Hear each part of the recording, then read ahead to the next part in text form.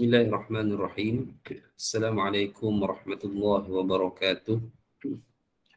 Alhamdulillahi rabbil alamin. Wabihi nasta'in wassalatu wassalamu ala nabiyil amin. Nabiyyina Muhammad wa ala alihi wa sahbihi ajma'in. Rabbi shrah li sadri wa yassir li amri. Wahlul uqdatan min lisani yafqahu qawli wa la hawla wa la quwwata illa billah amma ba'd. Alhamdulillah. Alhamdulillah, pada tengah hari ataupun petang yang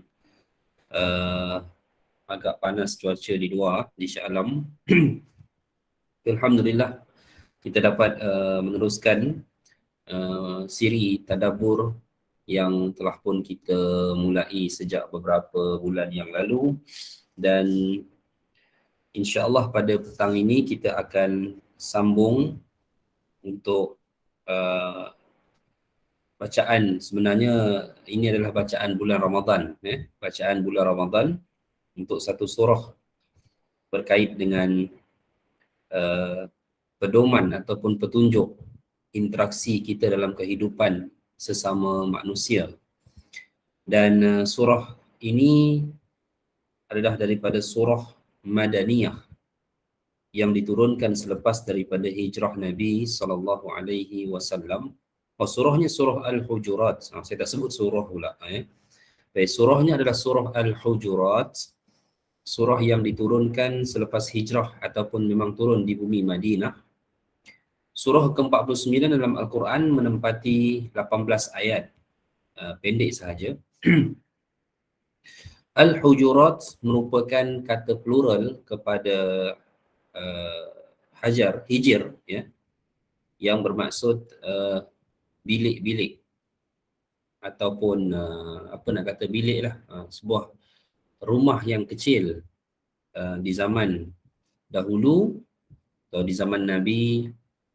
Ada rumah-rumah yang hanya bersaiz bilik.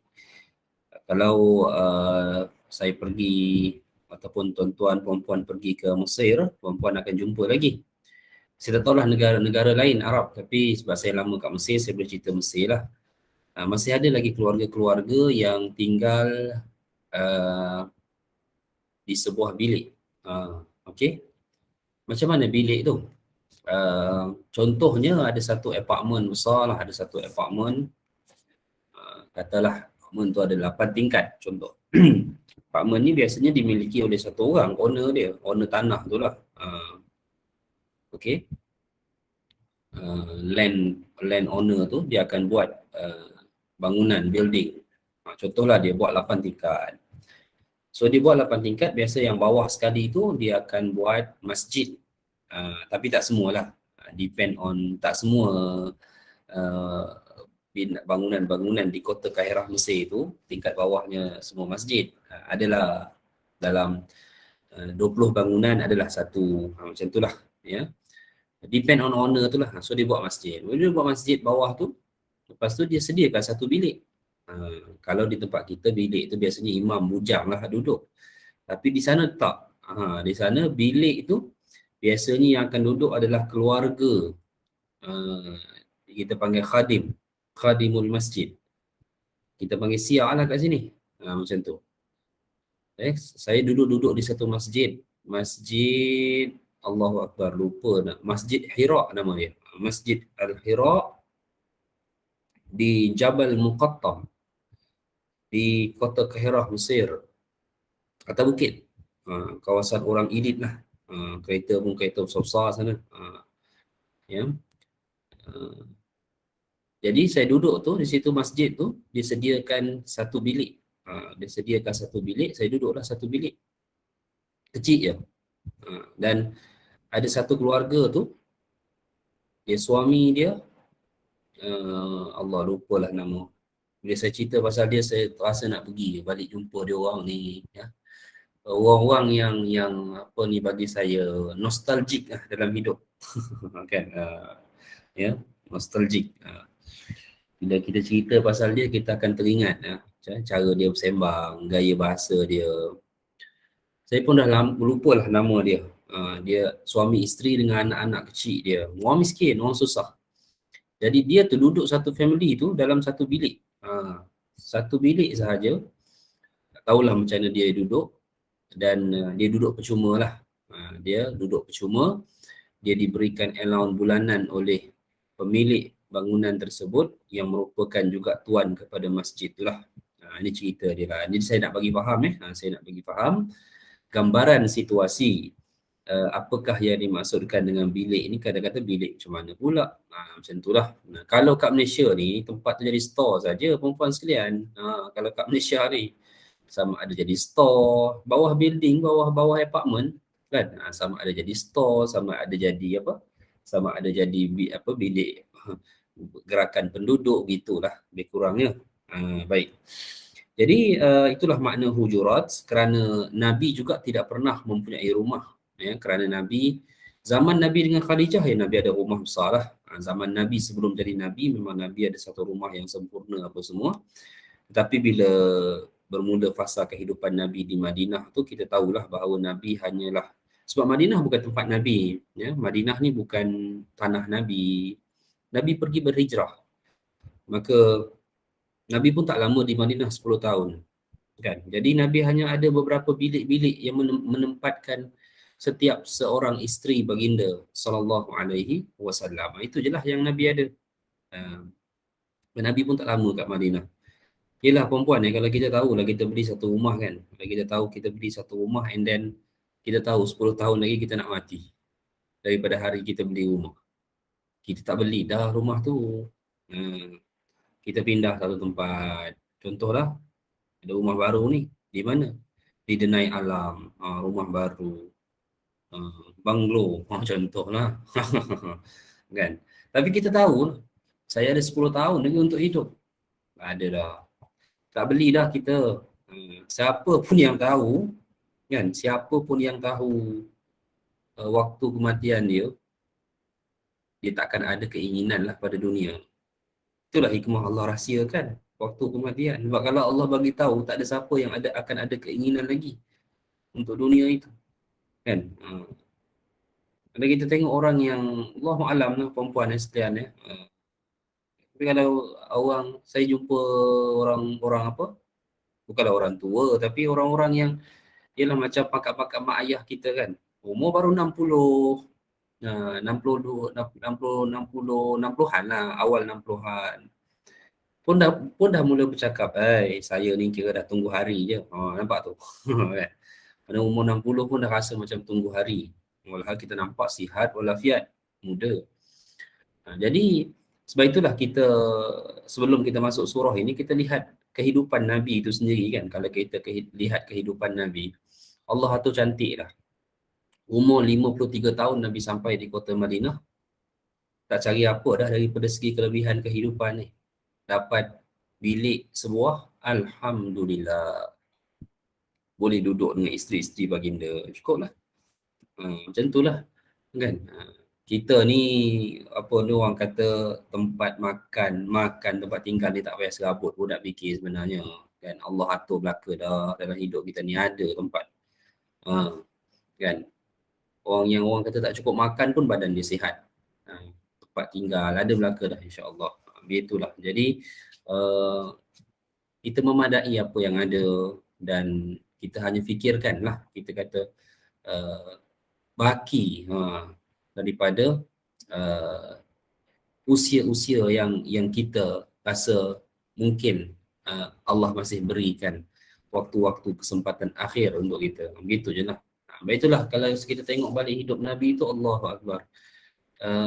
Yalah, dalam keadaan Nabi tak tahu pun Nabi akan hidup 10 tahun je di kota Madinah. Tapi bila kita lihat kesederhanaan hidup Nabi, kita rasa macam beruntung betul Nabi ni, Allah atur. Kan?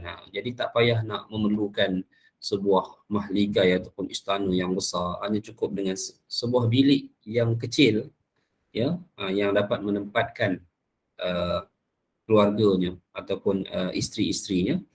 Tetapi itu tidaklah menjadi satu penghalang ataupun yang menyebabkan kredibiliti Nabi untuk menyampaikan agama ini terjejas. Okey, baik.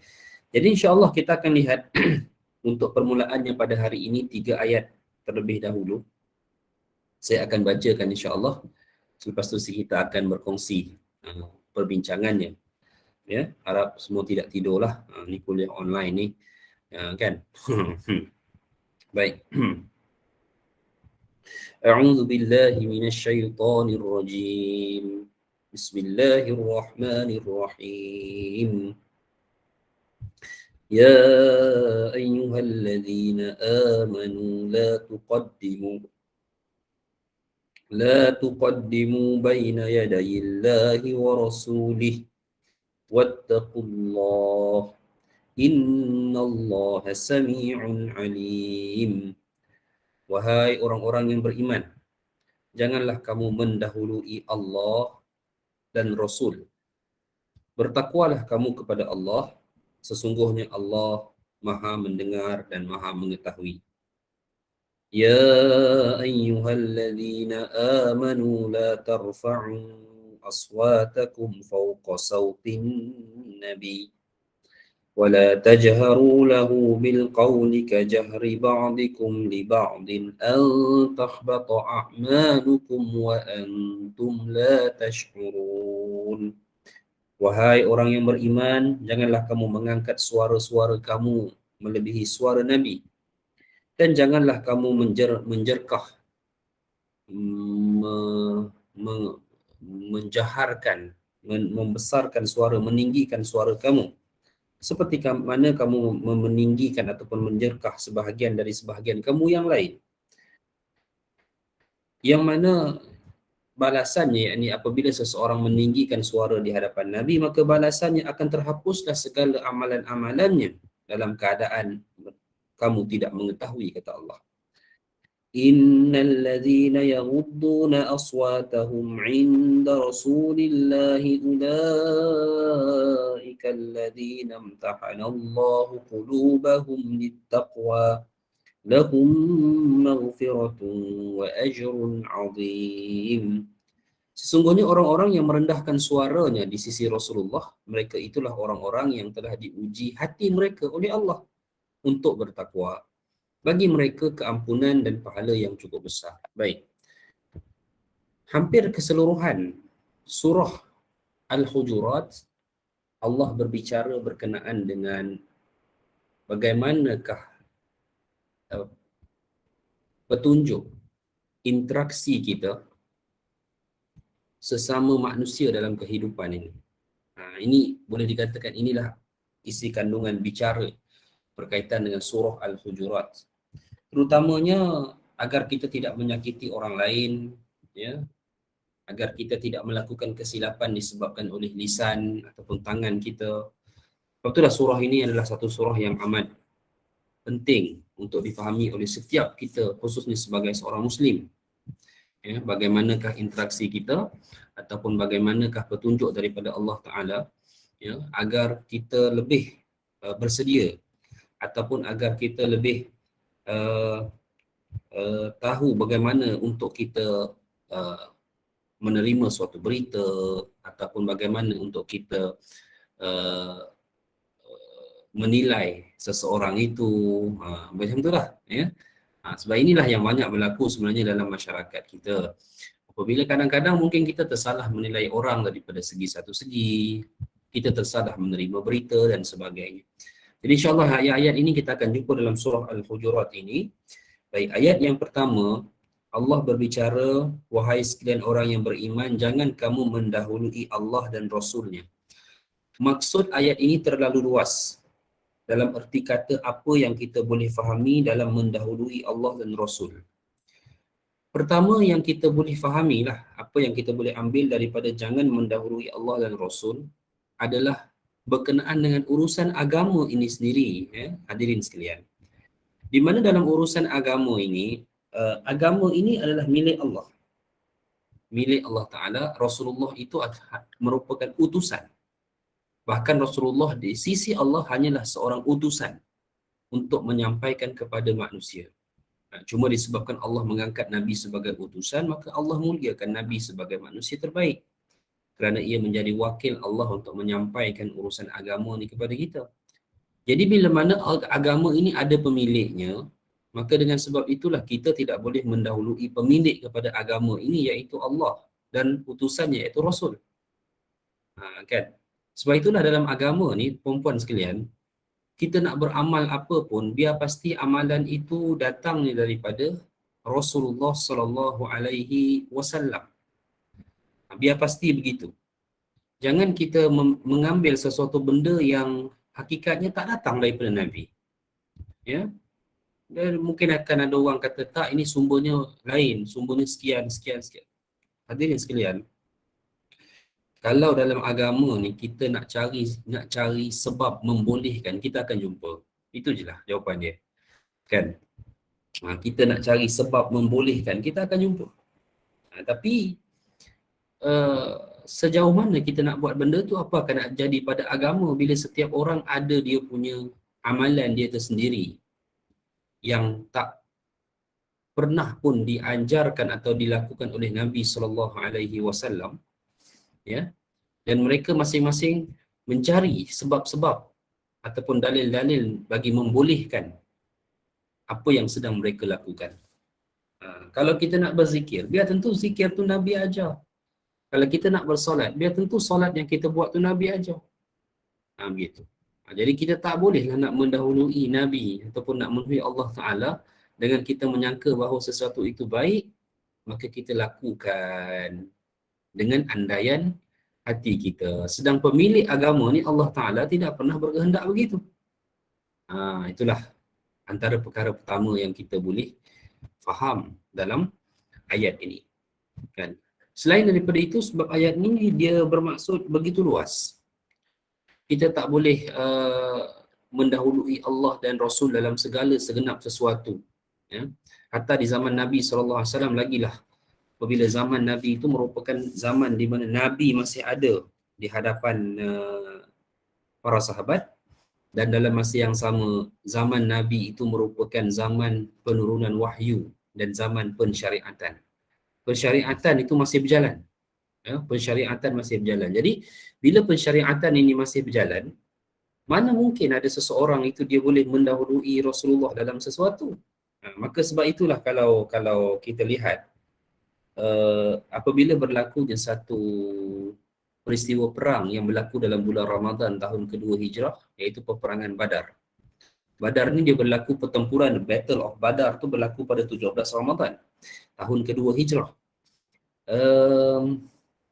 Ada satu orang sahabat yang masuk dalam peperangan Badar daripada 313 orang tu, dia jumpa Nabi. Dia tak puas hati Nabi meletakkan kem tentera kaum muslimin ni di suatu tempat. Dekat Badar jugalah. Siapa yang pernah sampai ke Badar tu kan. Dia datang jumpa Nabi, ya Rasulullah, aku ingin bertanya, dia kata, tentang tempat engkau meletakkan kem kita kaum muslimin.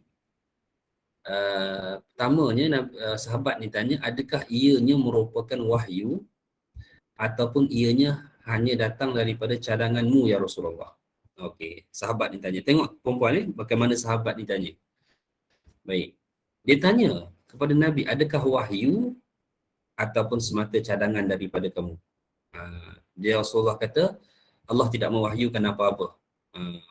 Rasulullah kata, Allah tidak mewahyukan apa-apa tentang penempatan kita, kem kita di sini. Sebaliknya ia merupakan cadangan aku. Maka sahabat ni telah menyatakan, jika begitu ya Rasulullah, aku mencadangkan kita berpindah. Kita meletakkan kem kaum muslimin ini di kawasan yang lebih hadapan ataupun kawasan selepas daripada satu sumber mata air, agar kita dapat memanfaatkan mata air tersebut, dan dalam masa yang sama kita kampus semua mata-mata air yang lain. Kita tinggalkan satu sahaja agar ia tidak boleh dimanfaatkan oleh musyrikin Mekah. Nabi menyambut baik cadangan yang sangat brilian, kata Nabi. Jadi cadangan itu diterima, dan cadangan itu memang memberikan impak yang maksimal lah kepada kemenangan kaum muslimin dalam perang Badar. Tapi kita ambil pedoman ibrah daripada sahabat tu. Beliau tanya, adakah ini wahyu daripada Allah atau bukan? Menunjukkan apa? Apa yang datang daripada Allah itu kita tidak akan langkau. Kita tak akan dahului perkara tersebut, walaupun bagi cadangan akal kita, ada benda yang kita rasakan macam lebih baik, kita rasa macam tu. Macam kalau kita tengok peperangan lah. Peperangan ni siapa suka? Adakah perempuan suka peperangan? Tak ada siapa suka peperangan ini. Ya, peperangan akan menjadikan sebab kemusnahan, kehilangan nyawa. Tetapi mampukah kita nak mendahului Allah dalam urusannya? Mampukah kita nak apa orang kata membantah ketetapan Allah dalam berlakunya sesuatu peperangan? Tak boleh. Tak boleh. Bahkan kita tak boleh nafikan pun kemenangan kaum muslimin daripada zaman Nabi, ya, sehinggalah apa yang Nabi janjikan sebelum kiamat nanti berkenaan dengan kemenangan kaum muslimin juga berlaku disebabkan oleh peperangan. Jadi kita nak kata macam mana, perempuan sekalian? Kita tak boleh nak kata apa. Kita tak boleh nak melangkau satu ketetapan dan aturan Allah. Hakikatnya kita kena berhadapan. Kalau ditakdirkan berlakunya peperangan, kan, maka ialah wal-iyazubillah tak berlaku di tempat kita lah. Tapi kalau pun berlaku seperti mana yang kalau kita tengok kebanyakan berlaku di rantau Timur Tengah, di Eropah pada hari ini, kita nak kata, apa kita kata? Kesian, hilang tempat tinggal. Di Ukraine 4 juta jadi pelarian keluar negara, 7 juta jadi pelarian dalam negara sendiri. Hakikatnya, asa an tuhibbu syai'an wa huwa syarrul lakum wa asa an tukrihu syai'an wa huwa khairul lakum. Kemungkinannya satu perkara tu kita suka tapi itu bukanlah yang terbaik bagi Allah. Dan kemungkinannya kita benci satu perkara tetapi itu adalah yang terbaik bagi kamu di sisi Allah. Begitulah. Dan perempuan sekalian, surah Al-Baqarah ayat 30 telah membuktikan kepada kita bahawa argumen benda-benda begini telah awal lagi diutarakan oleh para malaikat. Ketika mana Allah mengkhabarkan kepada malaikat untuk Allah menciptakan pengganti kepada para jin untuk menempati ataupun mendiami bumi ini. Tu dia. Allah belum buat lagi pun Nabi Adam, Allah just beritahu kepada para malaikat. Malaikat jawab apa? Qalu ataj'alu fiha man yufsidu fiha wa yasfikud dima'. Ya Allah, kamu nak cipta manusia ni, adakah kamu nak menjadikan mereka ini golongan perosak di atas muka bumi dan golongan yang saling menumpahkan darah? Rupanya malaikat dah tahu dah, betul. Memang kerosakan dibuat oleh tangan manusia, memang pertumpahan darah pun di atas tangan manusia. Betul apa yang argumen malaikat itu. Cuma akhirnya Allah jawab, qala inni a'lamu ma la ta'lamun. Sesungguhnya aku lebih mengetahui apa yang engkau tidak ketahui. Begitulah. Jadi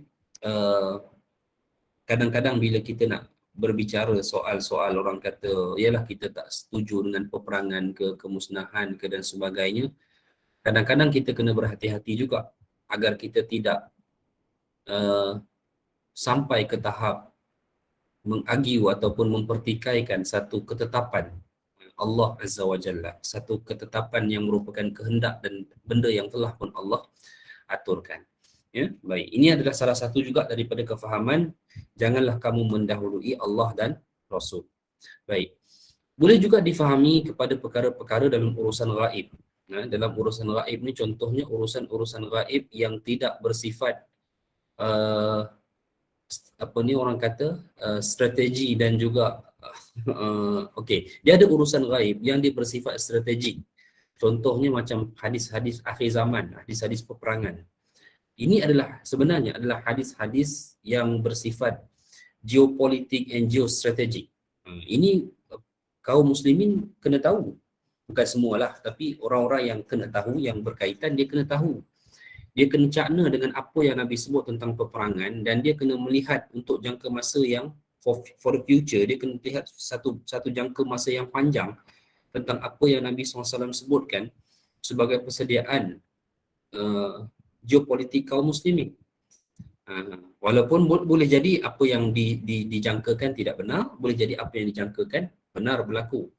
Tetapi benda-benda tu benda yang mereka kena tengok, kena kaji. Sebab tu saya tak setuju bila ada orang kata bahawa semua hadis tanda akhir zaman ni ghaib, maka tak boleh kita nak mengandaikan. Dia kita kena faham dia punya skop itu. Ada benda yang kita tak boleh nak andaikan pun. Ya, ada benda yang memang kita nak andaikan daripada segi ketetapan tarikh spesifik. Tak boleh. Kan? Kita nak andai-andaikan agak-agak muka Nabi Isa tu macam mana ya, tak boleh. Tapi ada perkara yang kita lihat kepada hadis-hadis akhir zaman, hadis-hadis peperangan, yang mana bukan kita mengandaikan tetapi kita melihat kepada maksud yang Nabi beritahu agar kita bersedia pada waktu akan datang. Oh, Nabi ada sebut begini. Nabi ada sebut tentang perjanjian damai kamu dengan bangsa Rom. Maka kaum muslimin perlu mula melihat tanda-tanda bangsa Rom yang Nabi SAW sebutkan tu, agar kita memilih kelompok yang benar di saat berlakunya ujian. Begitu. Ya, baik. Baik tu sukar tuan-tuan. Saya ada kawan orang Mesir yang pernah pergi berjihad di Syria 3 tahun. 5 brigade dia masuk, orang Mesir lah. Last dia keluar tinggal. Tu dah sampai ke tahap angkat senjata dah tu. Di bumi Syria dia masuk 2013 ke apa, saya tak ingat lah masa tu, sebab saya pun bila dia dah pergi sana saya putus hubungan lah dengan dia. Tapi akhir dia cerita balik, ya, saya jumpa dah balik dah dia lah, dan dia cerita balik macam mana dalam tahap tertinggi iaitu jihad itu pun ada fitnah-fitnah dia juga. Itu dia. Sebab tu akhir dia cakap dengan saya, dia cakap benda yang sama. Kita ni kena tahu hadis-hadis akhir zaman agar kita tidak tersalah kelompok kita pilih. Sebab semangat angkat senjata, semua orang nak angkat senjata. Tapi mereka tidak tahu siapa yang di belakang mereka. Begitu. Jadi dia nak bagi tahu bahawanya boleh berlaku fitnah walaupun dalam tahap orang yang sedang berjihad di jalan Allah Azza wa Jalla. Orang yang sedang mengangkat senjata atas dasar nak menentang kufar dan sebagainya, pun boleh berlaku fitnah di situ. Itulah dia. Baik. Jadi itu adalah salah satu daripada contoh. Contoh bagaimana kalau kita lihat hadis berkaitan dengan peperangan ataupun tanda kiamat. Ada yang kita tak boleh nak agak langsung, ataupun ada yang kita just memang dengar sebagai satu, kita tunggu sebagai satu kebenaran wahyu daripada Allah, dan ada benda yang memang Nabi beritahu tu agar kita melakukan persediaan. Tapi ada perkara-perkara, nas-nas perkara ghaib di sana yang kita memang tak boleh nak buat apa-apa culaan ataupun apa-apa orang kata tekaan. Ya. Contohnya kalau kita kata Nabi berbicara tentang Fulan bin Fulan kisahnya di neraka, ataupun Fulan bin Fulan kisahnya di syurga. Mana mungkin kita boleh menetapkan, saya sangkalah yang Nabi sebut ni adalah ni lah, ni dia ni, Muammar Gaddafi. Tak boleh. Oi, ini jauh sangat. Benda-benda yang dia tak boleh sangka. Sebab itulah, puan-puan sekalian, antara maksud jangan kamu mendahului Allah dan Rasul adalah jangan pernah kita menyatakan seseorang itu ahli syurga sedang tidak ada yang memutlakkan, nas yang memutlakkan dia itu ahli syurga. Itu tak boleh. Sebab itulah saya lah, kalau sekalipun kita sebut anak-anak syurga apa semua, anak-anak syurga ni biasanya kita sifatkan kepada siapa? Orang anak-anak OKU yang tidak sempurna, yang tidak cukup akalnya, kan, contohlah. Kalau orang yang tidak cukup akalnya, dia besar, sampai dia dewasa, dia bergaduh dengan orang, dia mencarut, dia pukul orang, takkan kita pun faham, takkanlah Allah bebankan dia dosa dalam keadaan akalnya tidak sempurna. Okey. Dan kita cakap anak syurga, saya lebih kepada menyarankan supaya bila kita cakap begitu, kita bercakap dalam maksud doa. Bukan kita bercakap dalam maksud kita memutlakkan. Walaupun daripada segi beberapa petunjuk lain, ya, orang-orang begitu adalah orang-orang yang raf'al kalam, orang-orang yang Allah angkat setiap kesalahan mereka, maka tidak ada bebanan dosa ke atas mereka pun, atas apa yang mereka buat. Tidak sempurna mereka itu. Tetapi bila kita nak beritahu mereka ini anak syurga dan sebagainya, saya lebih prefer kita dalam hati kita menyebutkan dengan niat doa. Kenapa? Jawapannya kerana kita tidak mahu mendahului Allah dan Rasul, kerana urusan menetapkan secara mutlak syurga dan neraka seseorang itu adalah merupakan urusan Rabbul Jalil, Allah Azza wa Jalla. Para sahabat keseluruhannya walaupun mendapat title radhiyallahu anhum, Allah redha akan mereka, tapi kita pun tak boleh nak kata semua sahabat adalah syurga. Tak boleh secara mutlak. Melainkan mereka-mereka yang memang telah pun dijanjikan oleh Nabi melalui wahyu yang baginda terima, fulan bin fulan, golongan-golongan ini adalah daripada kalangan ahli syurga. Okey? Baik. Kita akan tengok nanti ada sambungan bab ini insya-Allah. Baik. Kemudian kita lihat sambungan ayat yang kedua, ya ayyuhalladzina amanu la tarfa'u aswatakum fawqa sautin nabi. Wahai orang-orang yang beriman, janganlah kamu meninggikan suaramu lebih dari suara Nabi. Okey, ayat ni kita jumpa ditulis di atas kubur baginda sallallahu alaihi wasallam di Masjid Nabawi, itu ada ayat ni. Okey. Baik. Ada satu hukum khusus untuk Nabi di mana larangan umatnya untuk meninggikan suara di sisi Nabi. Okey. Kalau dalam kita dengan orang-orang besar ni kan, dengan orang-orang kenamaan lah, siapa-siapalah, sultan ke siapa ke, dia tak adalah dosa, dia tak ada hukum yang apa hukum meninggikan suara di sisi seorang sultan, tak ada hukum. Dia macam apa hukum tak suka pengerusi surau, tak ada hukum. Apa hukum tak suka setiausaha surau, tak ada hukum. Kan? Tapi apa hukum tak suka imam surau, ada hukum. Dia masalahnya tak suka pengerusi, tak suka setiausaha, tak ada hukum apa. Tapi kalau tak suka imam, ada hukum. Sebab ni memang ada hukum dalam solat. Bolehkah kita mengikuti imam yang kita tidak sukai? Itu dia. Samalah juga macam kes tinggi suara di sisi menteri besar, di sisi YB, tak ada apa hukum. Tinggi suara di sisi Rasulullah, dia ada hukum. Hukum khas yang agama tetapkan, iaitu sesiapa yang meninggikan suara di sisi Nabi, maka antahbata a'malukum wa antum la tash'urun. Akan terhapuslah segala dosa, akan terhapuslah segala amal kebaikan yang dia telah buat dalam keadaan dia tidak sedar. Okey, baik. Jadi itu hukum bagi orang yang meninggikan suara di sisi Nabi. Dan amalan itu dikekalkan sehingga ke hari ini dengan cara ataupun dengan kaedah adab, iaitu tidak meninggikan suara di sisi Nabi, yakni di sisi maqam Nabi. Dia lelaki kurang sikit perempuan. Dia kalau perempuan tu yang masuk raudah tu, dia perempuan masuk raudah dekat Masjid Nabawi tu, belakang makam Nabi tu, betul-betul belakang makam Nabi. Kalau lelaki dia sebelah sisi, sebelah depan, sisi dengan depan. Raudah tempat perempuan tu di sebelah belakang. Kan bising kalau kita masuk tu, siapa yang biasa pergi umrah. Bukan orang Malaysia lah bising, orang lain wang, gaduh, tolak, marah orang tu, apa semua, angkat suara. Tak boleh sebenarnya tu. Walaupun Nabi telah wafat, tetapi saya mengambil majoriti para ulama melihatnya sebagai satu adab untuk kita kekal tidak mengangkat suara di sisi Nabi SAW.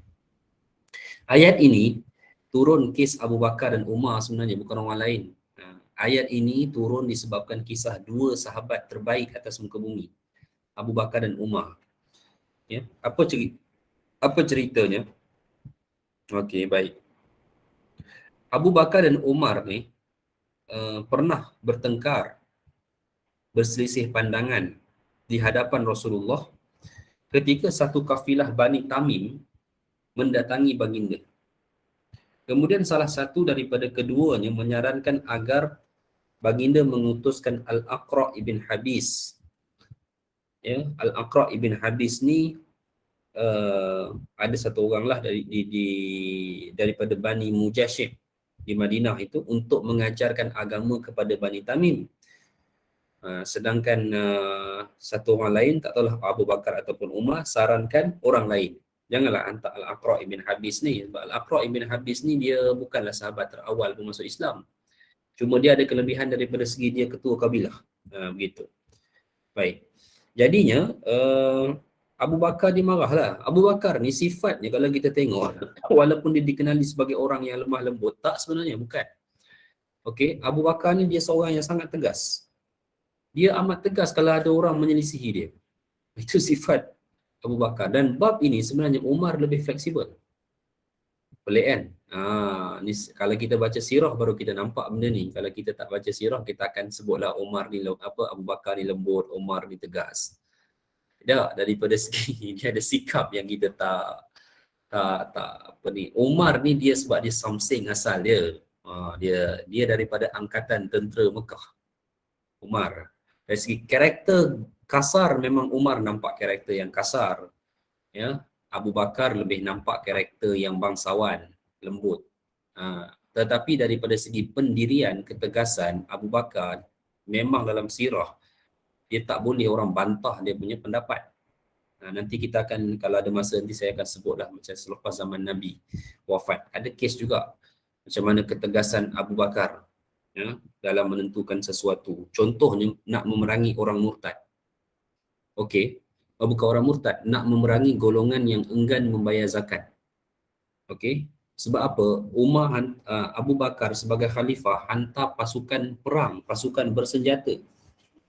Arahan perangi mereka. Sekiranya mereka tak bertaubat, perangi mereka seperti mana kamu memerangi golongan musyrikin, golongan kufar. Umar tak setuju. Umar suruh Abu Bakar fikir balik, betul ke maknanya kamu nak perintahkan satu kaum muslimin, angkatan kaum muslimin yang lengkap dengan persenjataan untuk memerangi satu kelompok yang mereka tetap solat, mereka tetap mengucap syahadah, cuma mereka tak mahu bayar zakat. Itu pada pandangan Umar. Abu Bakar kata tak ada. Aku tidak akan memisahkan antara orang yang tidak mahu berzakat dengan orang yang menafikan solat. Maknanya Abu Bakar nak bagi tahu, dia berpegang bahawa dia tak sebut kafir, tapi dia nak nyatakan bahawa orang tak bayar zakat ni hukum dia kufur juga. Hukum dia kafir juga. Betul, dia boleh diperangi. Dia tegas dengan pandangan dia. Okey. Apa kata Abu Bakar? Engkau ini tak ada lain wahai Umar, hanya ingin menyelisihi apa yang aku cadangkan. Marah dia. Umar jawab, ya Abu Bakar, aku tak ada niat pun nak kata macam tu. Aku bukan aku tak ada niat pun nak mencabar apa yang kamu sebut. Cuma bagi Umar ada cadangan lain. Kenapa nak cadangkan Al-Aqra' ibn Habis sedangkan dia bukanlah yang awal masuk Islam dan ada orang yang punya capability lebih baik untuk menyampaikan ataupun mengajar agama kepada kelompok Bani Tamim itu. Begitulah.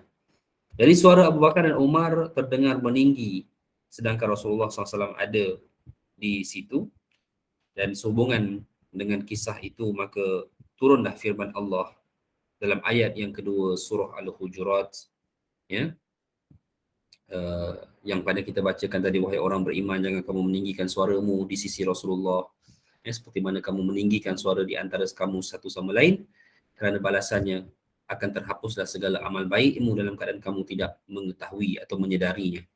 Maka Ibnu Zubair radhiyallahu anhu menyatakan, ketika mana ayat itu turun, Umar tidak lagi berani mengangkat suara di hadapan Rasulullah sallallahu alaihi wasallam melainkan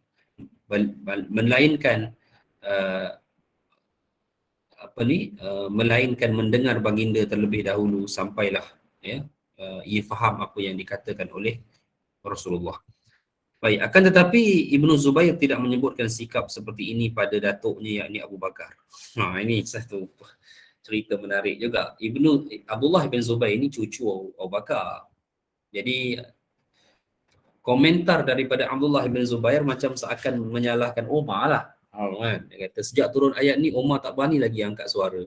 Walhal yang bertengkar tu Umar dan Abu Bakar dengan tok dia. Jadi tok dia tak sebut.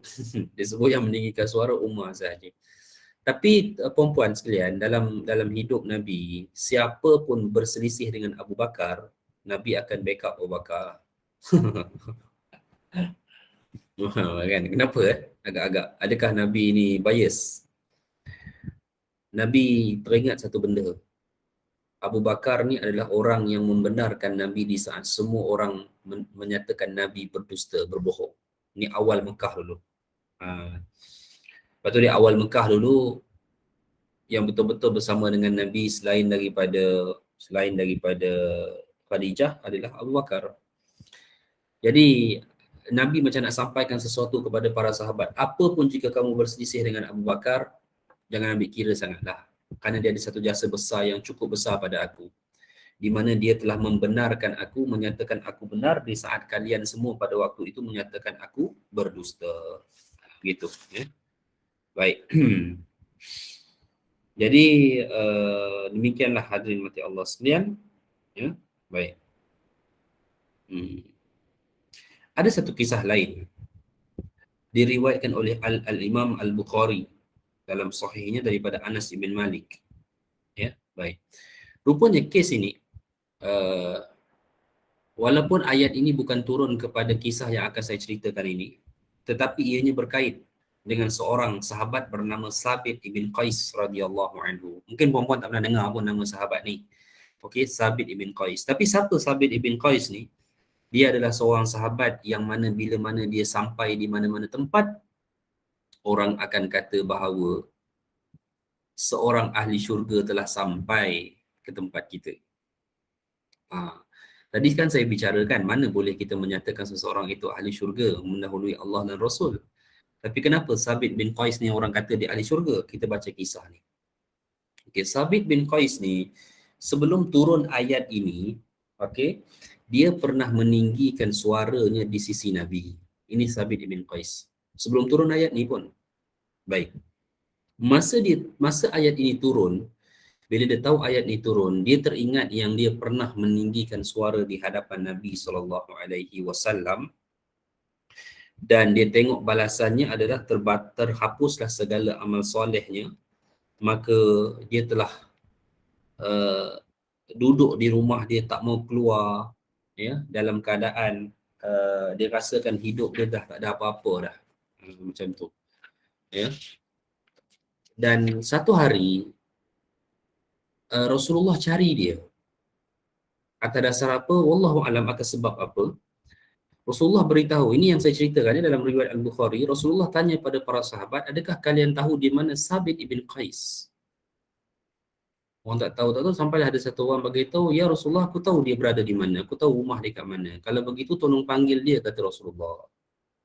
Jadi sahabat ni pun panggil lah Sabit ibn Qais ni. Tiba-tiba bila dia sampai di rumah Sabit ibn Qais, ya, dia melihat bahawa Sabit ibn Qais ni sudah dalam keadaan ada yang riwayat yang menyebutkan bahawa kalau dalam riwayat Al-Bukhari ni lah, kalau dalam riwayat Al-Bukhari ni disebutkan dia ni sampai ke tahap menundukkan kepala, duduk di rumah tu dalam keadaan sampai kepalanya tertunduk ke tanah, ke lantai. Macam mana posisi dia, saya pun tak reti nak bayangkan macam mana lah.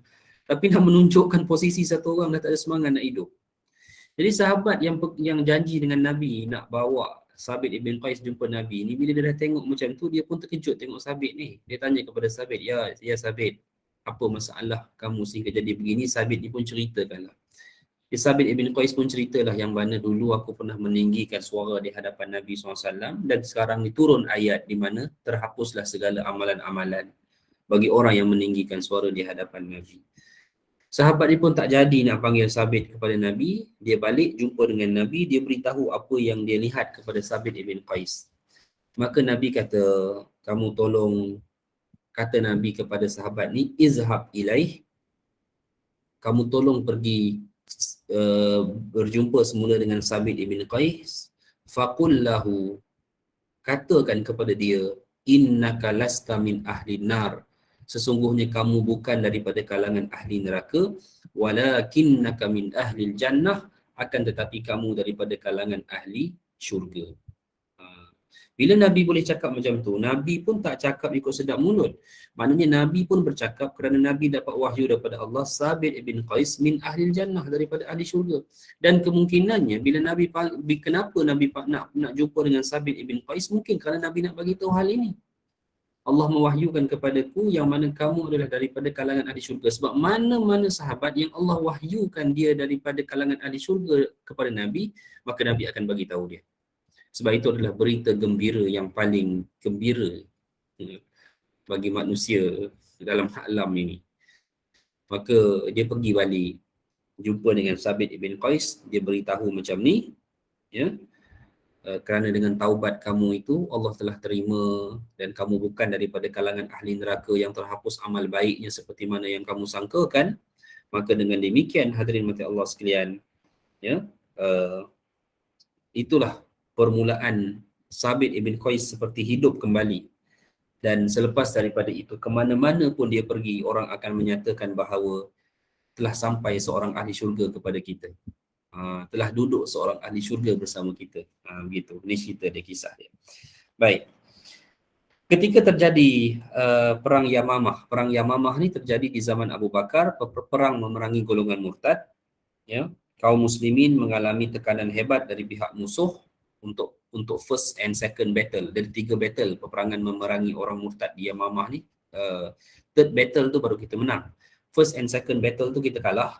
Di saat itu Sabit ibn Qais telah datang melumuri dirinya dengan kapur barus. Dia bawa kain. Dia bawa satu kain yang dia dah sangkut di leher dia. Kain putih tu dengan tujuan apa? Dengan tujuan kalau dia terbunuh nanti, maka terus sahaja dibalut badannya itu dengan apa ni, dengan kain tersebutlah. Baik. Masa pasukan kaum muslimin mundur nak balancekan balik peperangan, dia telah pun dia berbeza lah. Dia kata, mengapa kalian mundur, ya, sedangkan syahid itu menunggu kalian di hadapan. Gitu. Tak tahu apa yang diperlihatkan oleh Allah di hadapan matanya, tapi di saat kaum muslimin mundur, dia ke depan, dia berjaya membunuh beberapa orang murtad dan akhirnya dia terbunuh. Dia terbunuh ataupun dia syahidlah dalam peperangan tersebut, ya. Baik, insya-Allah. Ini cerita seorang bernama Sabit ibn Qais. Kita lihat satu hadis, tuan-tuan puan-puan sekalian, riwayat Al-Bukhari dan Muslim, ya. Minggu depan kita sambung kuliah ni, dah puasa dah. Baik. Tapi insya-Allah kita ada satu lagi kuliah kalau tak ada apa aral berintang pada hari Khamis ni, untuk melengkapkan kuliah keempat kita bagi bulan ini. Ini baru kuliah ketiga. Itu saya demam seminggu. Jadi insya-Allah Khamis ni kita akan jumpa lagi lah untuk kuliah kedua, kuliah keempat untuk bulan ini.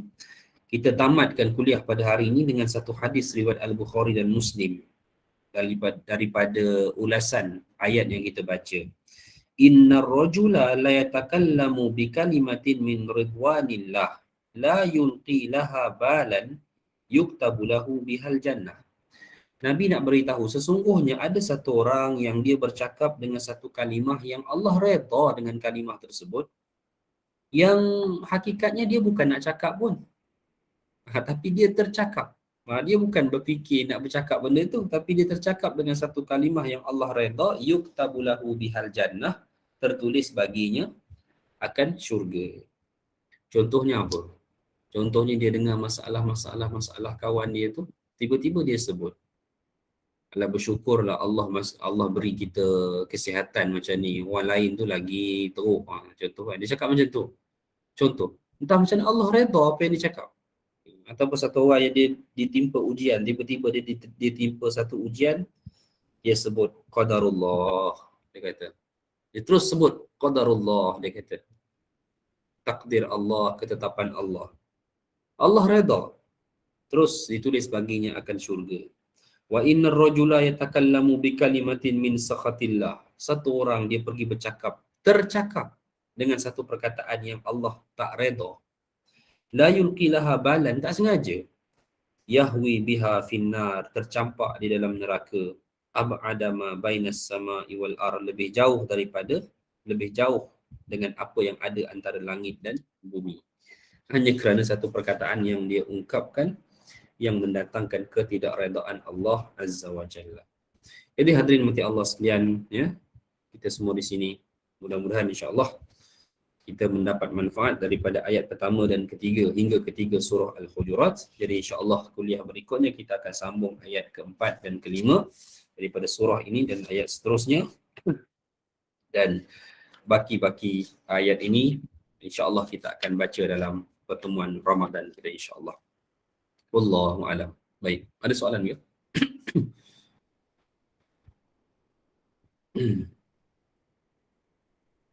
Baik, jadi insya-Allah mudah-mudahan kita dipertemukan lagi insya-Allah. Aqulu qawli hadza wa astaghfirullah. Assalamualaikum warahmatullahi wabarakatuh. Waalaikumsalam. Assalamualaikum. Terima kasih, Ustaz. Baik. Terima kasih Ustaz. Assalamualaikum. Assalamualaikum.